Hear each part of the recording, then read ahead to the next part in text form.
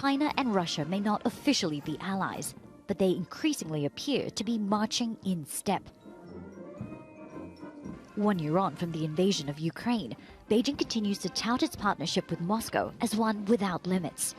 And joint military drills like this one have become commonplace. China-Russia relations have maintained a healthy and stable momentum of development and cooperation in various fields, and this has yielded fruitful results. One of those fruitful results is a potential upcoming trip by President Xi Jinping to Moscow in spring. The Chinese leader counts Vladimir Putin as a close friend, and the two have met in person 40 times, including in Beijing, days before Russia attacked Ukraine in 2022. But there's more to this than just friendship. Western sanctions have prompted trade between Russia and China to soar, especially in energy.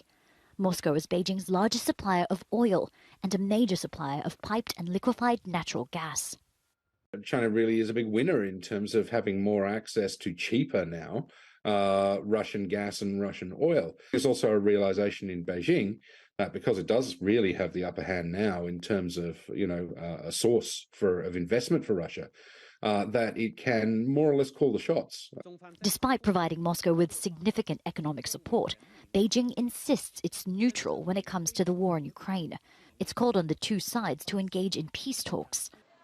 But U.S. researchers say Chinese state-owned firms are providing Russia with sensitive technologies to equip its war machine. The data explicitly says that these parts are being sent to Russia for the use of the S-400 and M system helicopters. So we know that they're very clearly stated for that use. We also understand that in general, this bilateral trade is growing. And so we believe that there might be some connections in both China's effort to bolster its military capacity, as well as Russia's effort to bolster its military capacity with Chinese goods and parts.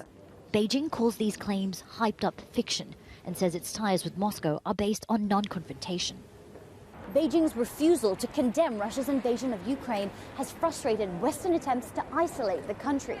Experts say international focus on the war has proved useful for China, providing an ongoing distraction from its own military activities in the South China Sea and around Taiwan. Katrina Yu, Al Jazeera, Beijing.